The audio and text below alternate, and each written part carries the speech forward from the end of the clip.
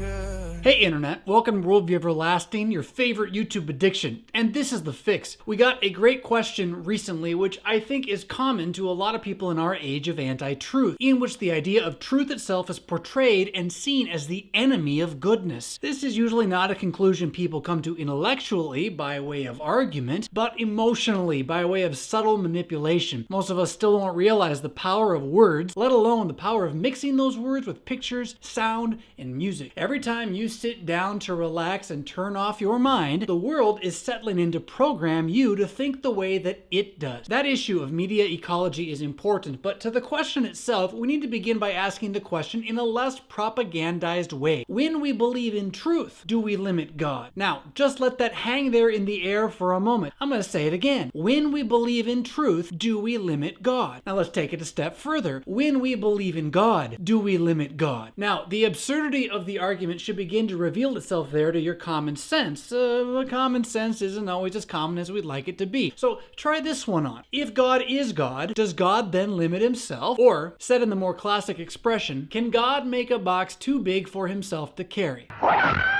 No matter how you answer that question, you end up denying that God is God. It's all very clever and thought-provoking until you realize you're working closer to the level of a junior high name-calling contest than on any real level of serious discernment or questioning about the meaning of existence as we experience and know it. Yes, you're very smart. Shut up. So let's start at the beginning. If there were a God who is God, how would you know anything about him? Would it be through how clever and smart you are at asking smart-aleck questions? Or would it be through deciding how he himself wanted to engage you, interact with you, and reveal himself to you? If there is a God, and he really is God, then there can't really be any question that he gets to be the one who gets to decide and set up that system and those rules. So if the God who is God then decides to limit himself in some way, say for the very generous sake of letting you know who he is that you might engage him, say perhaps by becoming one of us, isn't that really up to God and not to us? And then if seeing, hearing, and believing what God has surely said and done in our midst, we then just say, this is what God has surely said and done in our midst, is that our limiting God? Of course not. Not at all. In fact, the opposite is true. It's the one who says that there can be no truth at all, who has arbitrarily set a limit on God's own ability to reveal that truth to us. As if the God who made the universe could make us as intricately designed as we are, and yet is still too dumb to communicate with us. Even a 2-year-old can ask for milk and have it make sense. Certainly, the Almighty God can say, I'm over here, and I'm not over there, and it can still make sense,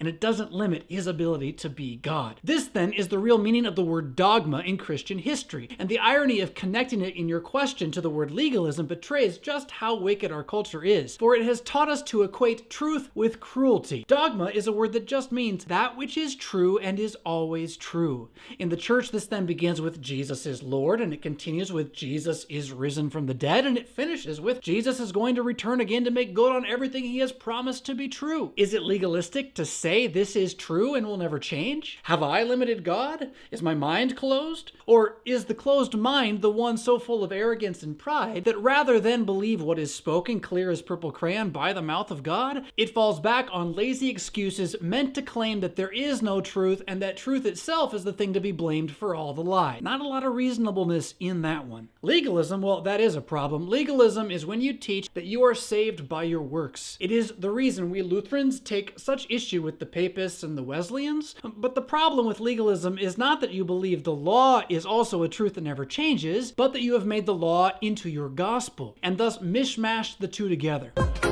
But dogma is the very thing that says, don't mishmash law and gospel together. Keep the law, and see it for all the good that it is, and keep the good news of Jesus, limited himself even to the point of death on the cross for you, its own eternal dogma, that he did it so that you would have a truth that never changes, and a truth that sets you free. To the contrary of limiting God, it reveals the great limitlessness of his mercy and love, so broad and so high that no mere man can even conceive of it unless he first speaks it to us. It's a very unlegalistic kind of dogma, worth never bending or changing, even worth dying for. Thanks for tuning in. Rock on.